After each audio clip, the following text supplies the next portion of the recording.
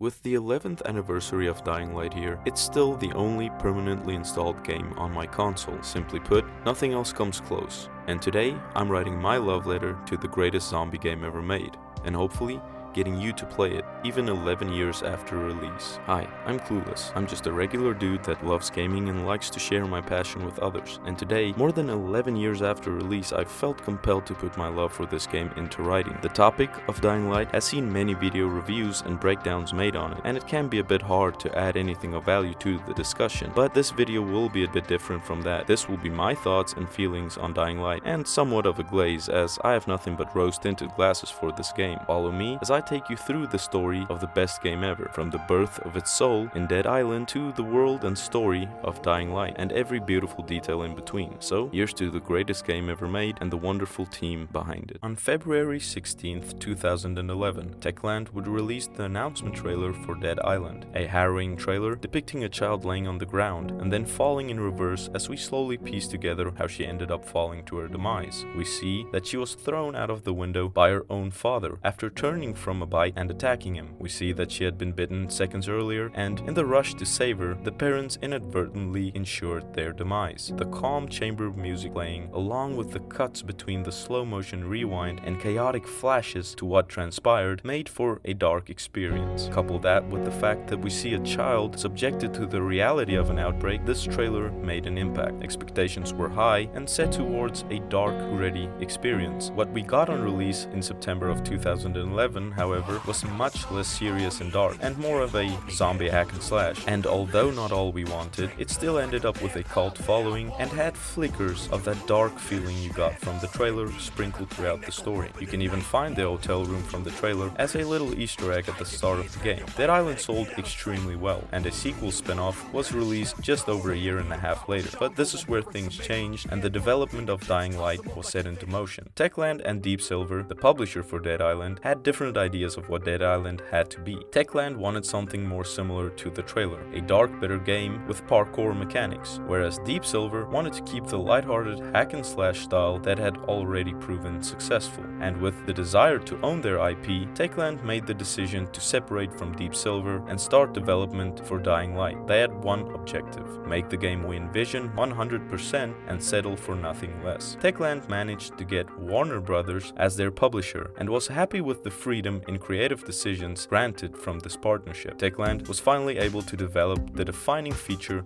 of Dying Light, something they were unable to do for Dead Island, the dynamic day-night cycle. This was at the heart of the game. Dying Light was born, and soon we would get our first glimpse at it. E3 2013 saw the release of the first trailer, a cinematic trailer following a group of survivors as they free run after a supply drop across rooftops, through tunnels and buildings, fighting off zombies and fleeing from a terrifying variant we would come to know as the Volatile. The trailer ends with a single lone survivor getting to the supplies, but before we can let out a sigh of relief, another survivor hits him over the head with a baseball bat, and we are led to believe he died. This trailer was great. It was dark, many survivors couldn't make it, and the bitter ending was dreadful. Fans of Dead Island, along with many more new to Techland, were hyped, and boy, did they deliver. Upon release in January of 2015, critics gave mixed reviews, but the reviews that actually mattered, those of the players, were praising the game, and the success of the game cemented that fact. 3.2 million players in its first 45 days, and no signs of slowing down. It sits at more than 20 million sales as of the recording of this video. Techland achieved their goal. They brought their vision to life, and we collectively celebrated. Dying Light is known for two things, one of them being the volatiles and the other being parkour, and for good reason. It's at the center of the game. You constantly interact with the parkour system, and for me at least is the number one thing I do in game. One of the brilliant choices made in development was to exclude fast travel mechanics. This immerses you in the world and forces interaction with it, and with almost everything being scalable, you have true freedom of movement. The minimap also doesn't display the shortest route as we see in many other open world games, leaving you to make your own path to objectives. What makes this so brilliant is that you end up planning routes to make travel efficient, with the least wasted movement possible, as you are always racing against the clock to complete objectives and get to a safe place before dark. The fluid movement and refined controls make for a satisfying experience where you rarely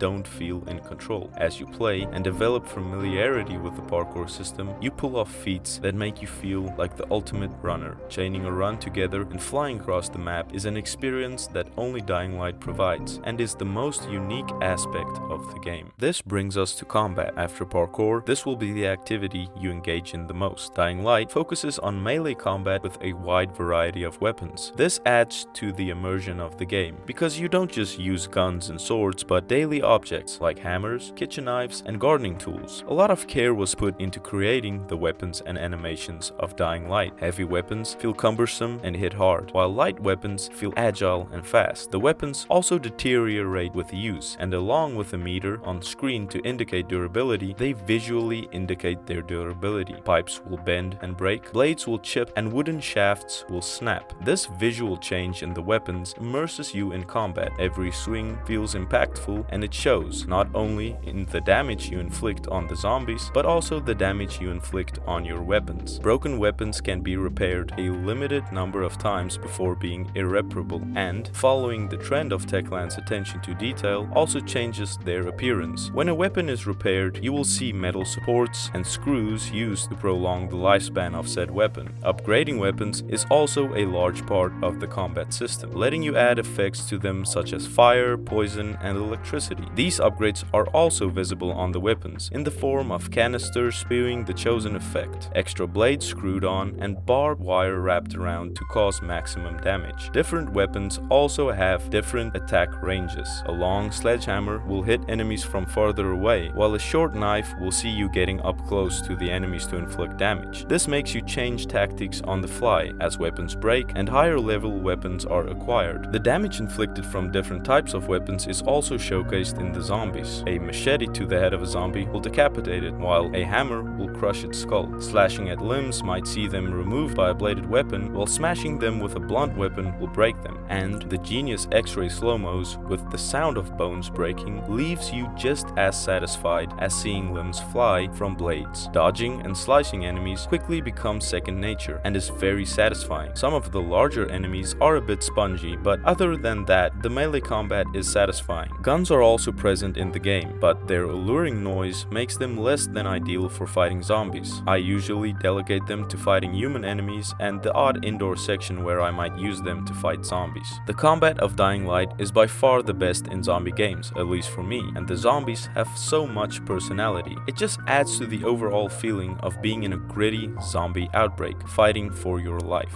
Then there's the core loop that I hinted to earlier. Day and night in Dying Light is a stark contrast. Unlike many other games where nighttime is just a slightly darker daytime, Dying Light opts for a truly dark nighttime. Your flashlight isn't a gimmick, it's crucial. Turn off your flashlight and you're blind. You'll miss jumps, run into zombies, and before you know it, the terrors of the night will be on top of you, gouging at your throat. Because the dark isn't the danger on its own. At night, regular zombies, referred to as biters, become more aggressive and even gain the ability to sprint and climb, fittingly known as night walkers. And just when you thought that makes for an exciting enough experience, they'll also roar to alert the true terrors, the volatiles. Not to go into too much detail, as I'll be going over them later on, these are large, fast, agile, and outright deadly creatures that look and sound the part. With nighttime being as deadly as it is, every day is a race against the clock, and you constantly work towards not being caught outside at night. So now you know what to expect from the gameplay. Let's get to the story. I might be ruffling some feathers, but to me Dying Light's story is just fine. It's enough to hook you and get you invested, but not a masterpiece in storytelling like The Last of Us or Bioshock. Dying Light shines in its world and gameplay, and its story is enough to satisfy. There have been so many recaps done on Dying Light that I don't feel the need to do my own, and by the off chance that someone sees this video that hasn't played it yet but is considering it, I want them to go in blind. Dying Light's story isn't the best ever, but I think a lot of the hate it gets is from people familiar with the story through the internet before playing it themselves. If you know the story of Dying Light before playing it, everything will seem cliche and the cracks will show. In short, I think the story is just fine for what it sets out to do, but it's not the reason we all replay it 11 years later. All you need to know is, you are Kyle Crane, an agent hired by the Global Relief Effort, or GRE. The GRE is a humanitarian aid organization like the UN, and they have tasked you with securing a valuable file that has been stolen by Kadir Suleiman, who is now threatening to release it after the death of his brother that he blames on the GRE's inaction. This file, according to them, contains an unfinished cure that, if released, could cause even more carnage. You skydive into Harran and things go wrong immediately. Survivors from the tower save you, and from there you work covertly to find the file. It's a secret agent slash double agent story that is full of action and does its job well. As for the characters, flawless. The villains are a little bit hollow, sure, but you rarely interact with them. As for all the side characters we meet along the way and help out, they are all amazing. These characters make the world feel alive and lived in. From helping them acquire crucial supplies to getting some chocolates for mama, they feel human. The dialogue is done well and gives them personality, and I never felt that any of the quests they had me running was a chore. Many side characters are unforgettable, from the dialogue to the quests, and you make an impact in the world by completing them. If I had to sum up the world of Dying Light in a single word, that word would be atmospheric. From the environmental storytelling to the sound design and music, everything works together to create a believable and terrifying world. Everywhere you look, stories of the outbreak are told. Failed survivors that thought rooftops would be their sanctuary, meals abandoned in the hurry to escape, people barricaded and trapped with someone infected and ultimately meeting their end. You're never far from a tragedy in Harran, and all you need to do is look for them. There are two playable areas in the main game. You start off in the slums and later move on to Old Town. The slums are my personal favorite area. The immersion I feel here is what makes this game just so much more of a masterpiece to me. From the pluming smoke from the burning cars and buildings off in the distance to the constant particles in the air from smoke and dust, making it feel like an arid place and really cementing the fact that this is a neglected part of town, polluted even long before the outbreak. Trash litters the streets, some from before the fall, some from after. Crashed and burning vehicles can be seen everywhere and tell a story of desperate attempts to escape. The interiors of buildings are very detailed and don't feel copy and pasted. The interiors are also contextual. Medical buildings containing medical items and furnishings, while cafes have fridges and food with tables for the once happy customers. Getting to a high point and looking out over the slums, we see that being here during the outbreak must have been a nightmare with the population density of the area. The bridge we see in the distance is one of the shining examples of storytelling through the environment. Here we see cars, bumper to bumper, barricades put up hastily to stop everyone from crossing over and spreading the virus, and the missing stretch of bridge, blown in desperation to quell the virus. The bridge is infested with zombies, having been the site of a tragedy. People trapped in their vehicles, unable to move, while everyone around them got killed and infected. To me, this is one of the darkest stories indirectly told by Dying Light. You could only imagine the carnage that took place and what the last moments looked like for the desperate people trying to flee. Not to mention all the lives lost when the bridge was destroyed and the soul-crushing realization this brought to the ones witnessing it.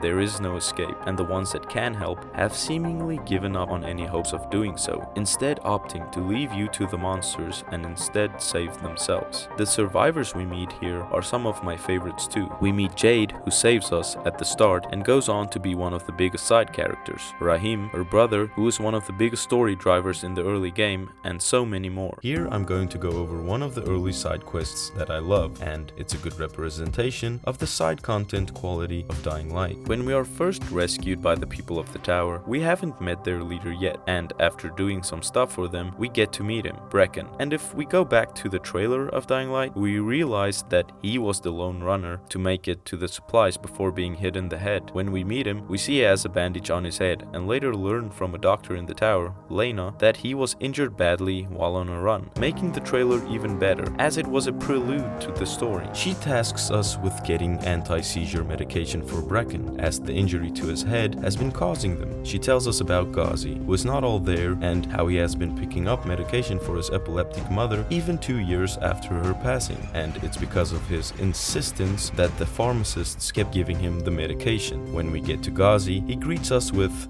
"If Mama ain't happy, nobody happy. So you better make Mama happy."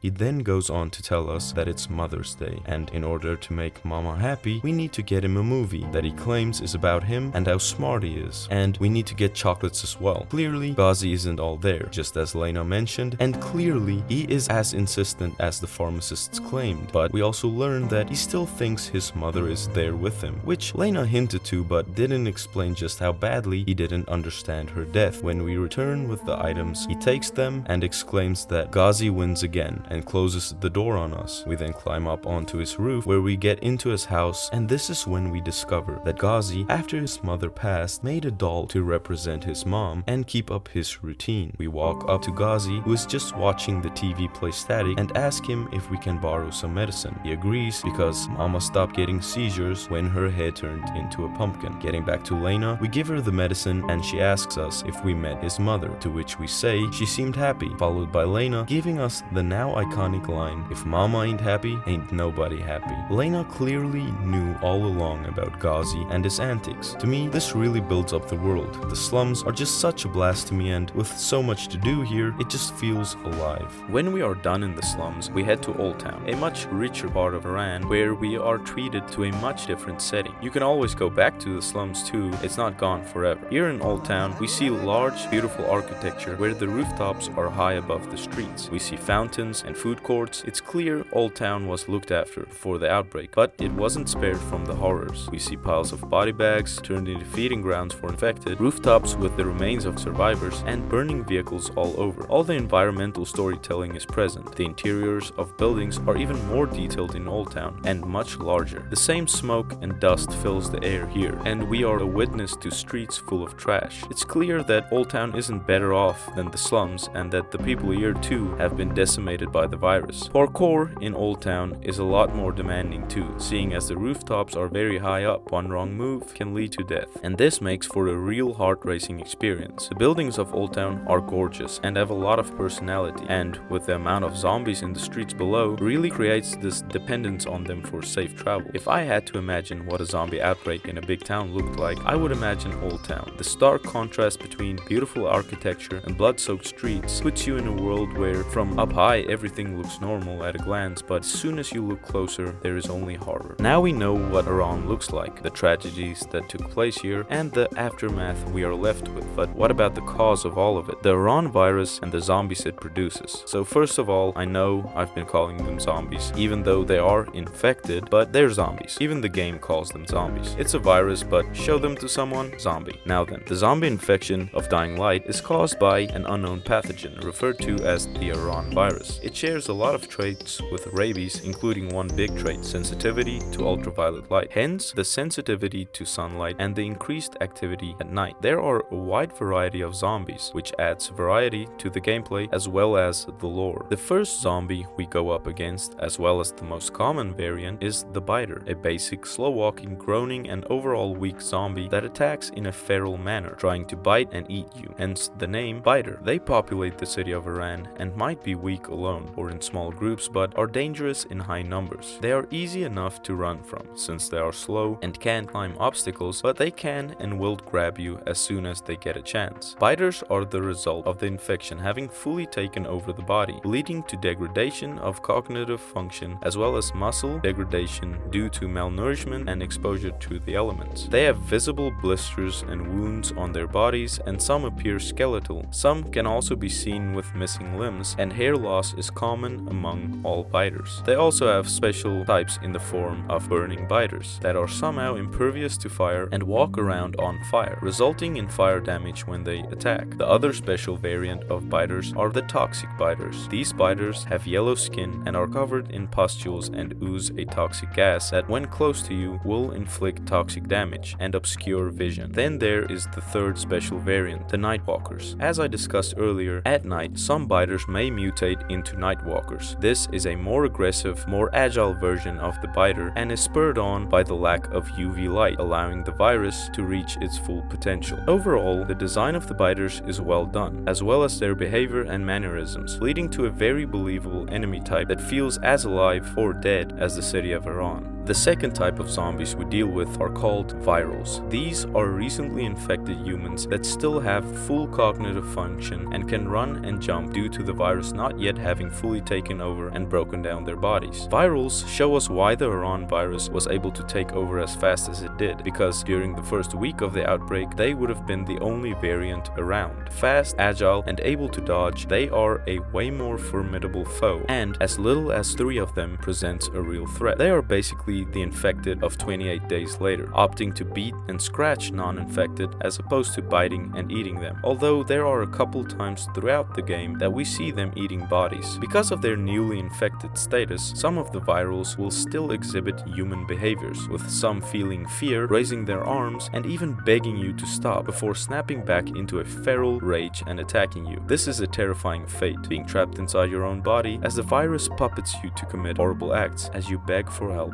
One detail with the virals is that they are dressed as runners, meaning that they were your fellow survivors that have succumbed to the virus while out on missions, adding even more to the already detailed world. Next in line are the goons. Big and tough, they prefer to use a rebar with some concrete attached to the end as a weapon. They swing this at you and cause you to get knocked over when hit. They also damage the other infected around them when attacking you, which you could use to your advantage. Their attacks can be hard to avoid since they cause an AoE knockdown. Some goons are infected utility workers or firefighters, so they have protective outfits on, making them invulnerable to electric and fire damage. On top of all that, they are extremely durable, taking a lot of hits to kill and increasing in aggression as they take damage, causing many to opt for shooting them in the head until they go down instead of engaging in a melee spat. The first highly mutated of the infected we meet are the toads. These are humans that developed an increased production of stomach acid as a result of the Harran virus fully infecting them and over time changing and mutating their bodies. They feature a highly enlarged esophagus that contracts violently, launching balls of acid at the uninfected. This in turn causes burns and most likely also delivers the virus into the victims, further spreading the scourge. They get their name from the fact that they look like a toad croaking when launching acid. Bombers are a highly mutated form of infected, mutated over time to produce an increased amount of gas in their stomach and intestines, leaving them with a ripped open torso and an extremely bloated look. They also exhibit a heightened level of cognition, often hiding in ambush spots and even exclaiming "bye-bye" before violently contracting and blowing up thereafter, sending bone fragments flying and damaging anyone close enough. And even if you survive the bone shrapnel that hit you, you have now been successfully infected. They can be damaged from ranged weapons to blow them up safely, or you can use fireworks to lure them into groups of infected and use their blast to your advantage. The most disturbing of all the infected, screamers, are the result of the virus fully mutating in the body of a child. Covered in wounds, completely hairless and pale, these infected are found in abandoned buildings and quarantine zones. Completely harmless themselves, they can be heard crying like a child, but as soon as they are startled, they let out an ear-piercing scream, as the name states, luring any infected in the area. Once they scream, you are locked into an animation where you cover your ears and your vision gets distorted. The only way to neutralize them once they are alerted is to either use a ranged weapon from outside their scream range or to walk towards them and follow the on-screen prompt. You then enter an animation where you take them into your arms, calm them, and ultimately take them out. This is a really dark situation to imagine, and the weight of the situation is captured in the slow animation. The biggest of the bunch, Demolishers, tower over everything else Harran has to offer. Donning police riot gear, these infected are tough as nails, requiring you to focus on one part of the body to get the armor off and then start delivering damage. They not only hit you, but charge at you and even throw cars with extreme accuracy. They are a formidable foe and require you to fight smart and focus on chipping them down instead of going in for a fast, high-aggression fight. Bolters are a harmless but intelligent form of infected. They come out at night to feed on any bodies they can find. They have large green pustules all over their body, with the majority of them being around their shoulders and their back. As the name suggests, they bolt as soon as they encounter a survivor, opting to be a scavenger as opposed to hunting. They run fast and are able to scale walls and obstacles in their way. Along with speed, they also feature increased cognition, recognizing danger, and even calling for help once chased by a survivor. Although they are weak and easily killed, they are a source of a very potent poison that you can use to craft and enhance weapons, thus giving good reason to hunt them when the opportunity arises. Volatiles are the kings of Harran and the entirety of the Dying Light IP. These abominations are fast, smart, and durable. They feature strong, muscular bodies with sharp claws, bony protrusions, and a large jaw that splits open to give a large bite with its sharp teeth. They are also able to spit acid at survivors in the same way toads do. They are extremely aggressive, actively stalking at night, looking for survivors to hunt. Once they are alerted to a survivor, either by running into them or being alerted by other infected or fellow volatiles, they will give chase relentlessly, running and jumping across rooftops, scaling any obstacle and alerting more and more volatiles as they go. Hearing them behind you catching up as their feet stomp and they breathe heavily is terrifying. There is an indicator on the screen that pops up as soon as a volatile chase starts, and the longer the chase goes on, the more hunted you are, increasing the amount of volatiles chasing you. Fighting is also not an option. Volatiles will relentlessly attack you, and even though they are very sensitive to UV light, it will not be enough to help you in a fight, as they are extremely hard to kill and can take a lot of damage. They will group up against you and will overwhelm you fast. Your best bet for survival is to get to a safe zone ASAP. The scream of a volatile is iconic and will scare any player that gets to know it. All of these zombies, or more accurately infected, create a believable and hostile environment, gives real weight to the Harran virus, and overall just creates a sense of unease anytime you move around the world. All of this in tandem with everything else we talked about makes for an experience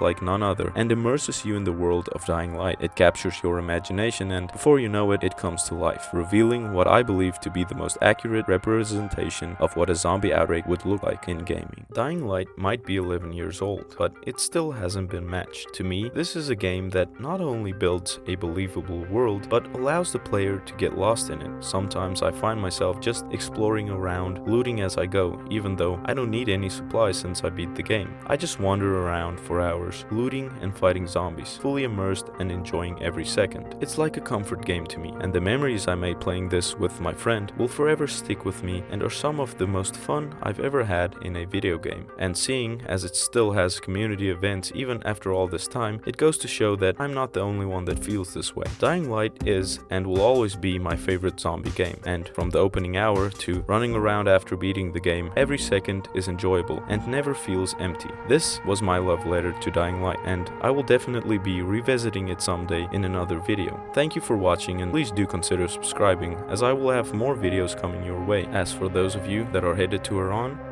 good night and good luck.